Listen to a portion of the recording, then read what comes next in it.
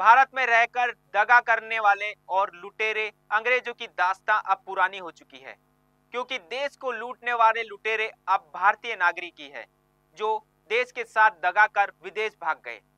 लेकिन अब उनके खिलाफ कार्रवाई तेज हो गई है।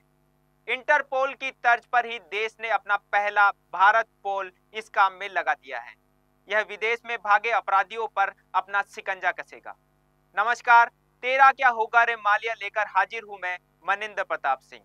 भारतीय दबाव के बाद भगोड़े हीरा कारोबारी मेहुल चोकसी को बेल्जियम में गिरफ्तार किया जा चुका है। लेकिन ये शुरुआत भर है, क्योंकि अब भारतीय पुलिस ने अपने हाथ बड़े कर दिए हैं। अपना एक नेटवर्क तैयार किया है जिसे भारत पोल नाम दिया है। भारत पोल को इंटरपोल की तर्ज पर बनाया गया है। यह देश में आपराधिक गतिविधियों पर बारीकी से नजर रखेगा।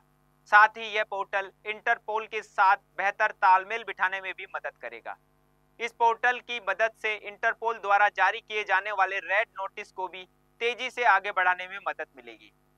भारत पोल की मदद से देश की सभी जांच एजेंसियां और राज्य पुलिस आसानी से इंटरपोल से जुड़ सकेगी। इससे अपराधों को होने वाली पहले से रोकने में भी मदद मिलेगी।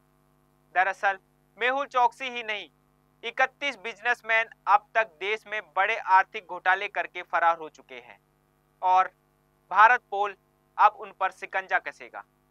सरकार का कहना है कि विभिन्न जांच एजेंसियां जैसे सीबीआई, ईडी इनसे जुड़े 15 मामलों की जांच कर रही है। इन नामों में विजय माल्या सबसे ऊपर है।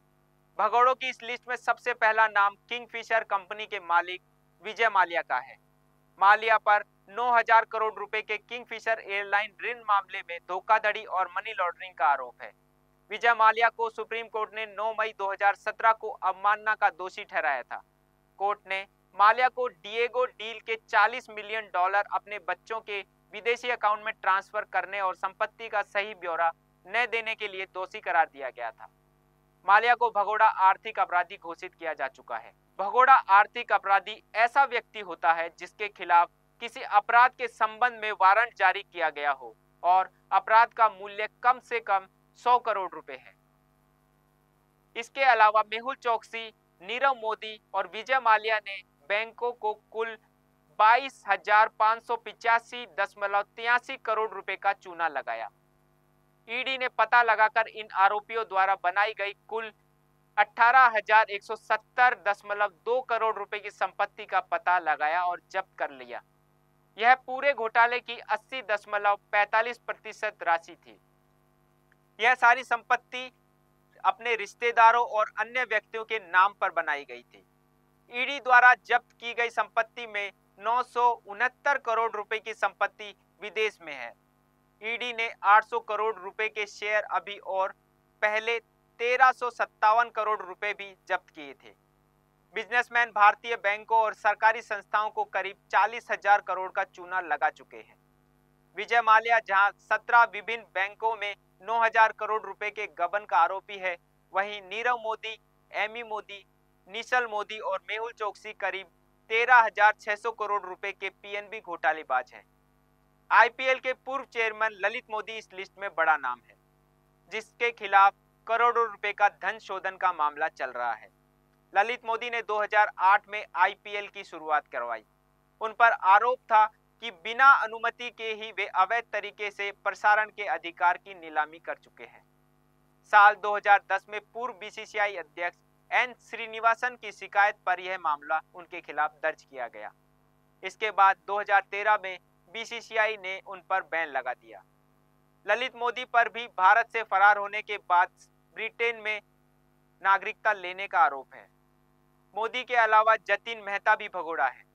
सोने और हीरे के कारोबारी Jatin Mehta Winson India Limited के मालिक हैं। मेहता ने कंपनी के नाम पर करीब 7,000 करोड़ रुपए का कर्ज लिया।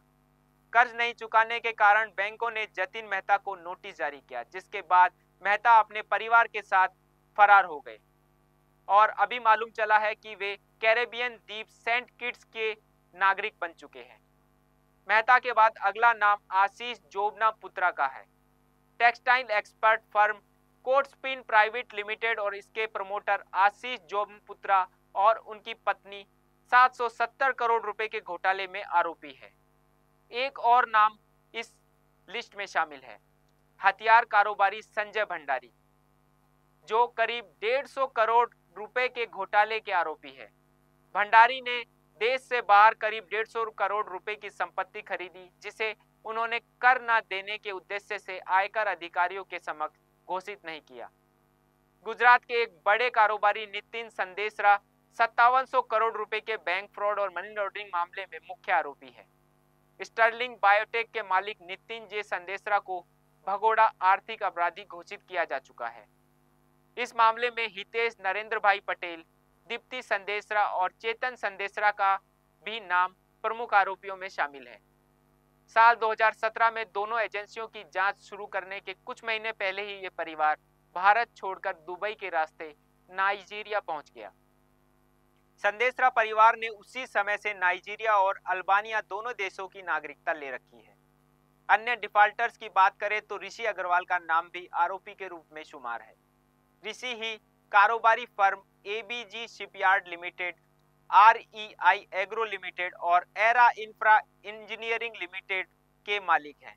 वित्त वर्ष 2022-23 के लिए भारतीय रिजर्व बैंक के अंतिम आंकड़ों में ये घोटाला सामने आया। वित्त राज्य मंत्री ने कहा कि एससीबी ने पिछले 5 वर्षों के दौरान 10,5700 करोड़ रुपए की कुल राशि को बट्टे खाते में डाल दिया।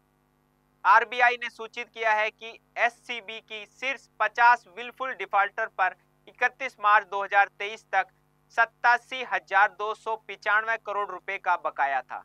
डिफाल्टरों में Gitanjali Gems 8,738 crore, Era Infra engineering limited 5,750 crore, IEI agro limited 5,148 crore, ABG shipyard limited 7,774 crore, Concast steel power limited 3,911 crore, Rotomac global private limited 2,894 crore, Winsome diamonds and jewellery limited 2,846 crore, fast international limited 2,518 crore, Shri Lakshmi Cotsyn limited 2,180 crore, Zoom developers limited 2,066 crore आदि प्रमुख फर्में हैं जो defaulter हैं।